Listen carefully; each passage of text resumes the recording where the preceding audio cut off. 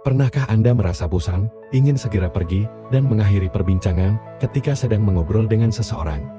Parahnya, saat kebosanan memuncak, ekspresi tampak jenuh, dan tubuh sudah lelah, tapi justru ia berbicara terus-menerus tanpa henti. Inilah yang terjadi bila seseorang tidak paham atau tidak bisa membaca isyarat bahasa tubuh.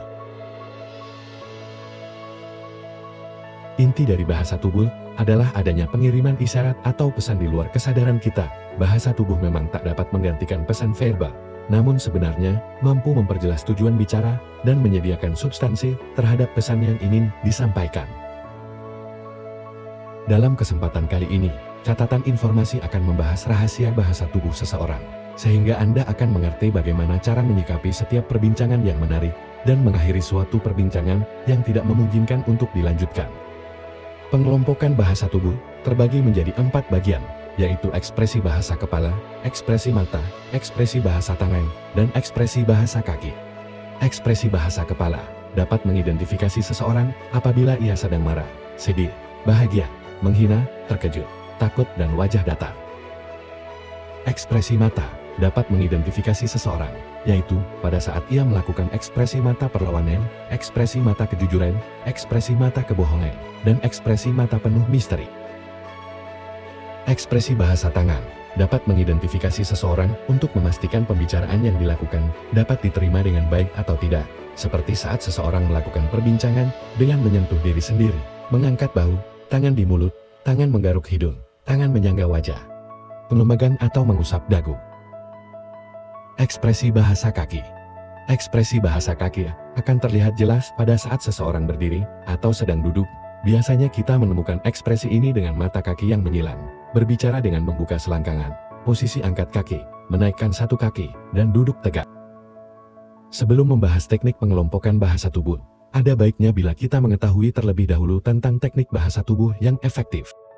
Salah satu penyebab kegagalan sebuah perbincangan dalam komunikasi adalah ketidakpahaman tentang waktu yang tepat untuk memulainya. Lantas, kapan waktu yang tepat untuk memulainya? Jawabannya adalah, ketika perasaan akrab sudah terjalin dan chemistry sudah terbentuk. Bila Anda sudah merasa akrab dengan orang lain dan chemistry pun dirasa sudah terbentuk, maka sebenarnya Anda telah berhasil memasuki pikirannya.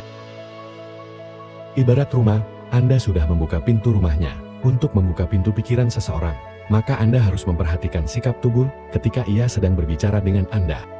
Lihatlah bagaimana sikap tubuhnya, tertutup atau terbuka. Bila sikap tubuhnya terbuka, Anda bisa dengan mudah memengaruhinya. Sebaliknya, bila sikap tubuhnya tertutup, maka segala informasi, pesan, saran, ide, ataupun yang lainnya akan sulit ia terima.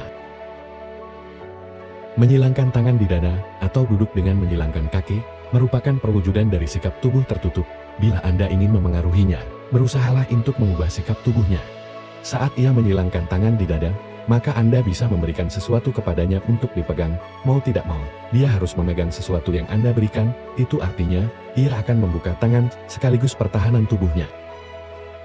Setelah posisi tubuhnya terbuka, maka pertahankanlah kondisi tersebut. Jangan sampai lawan bicara Anda kembali menutup sikap tubuhnya atau kembali membentuk sikap pertahanannya. Bila Anda gagal mempertahankannya setelah berusaha sekeras mungkin, maka Anda boleh menggunakan teknik mirroring atau menyamakan sikap tubuh. Ingat, Anda melakukan hal ini hanya untuk membentuk rasa akrab.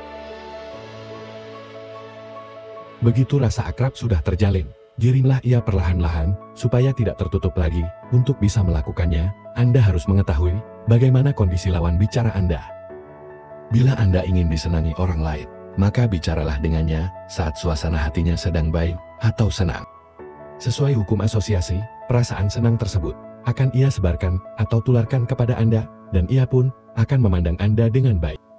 Berikan ia rasa empati dengan berbagi perasaan dan emosi dikarenakan lawan bicara akan cenderung bercermin kepada kita, dan gunakan tatapan mata yang tulus, karena tatapan mata yang tulus akan membuat pesan yang disampaikan kepada lawan bicara lebih berkesan. Itulah beberapa pengetahuan dari catatan informasi tentang rahasia bahasa tubuh.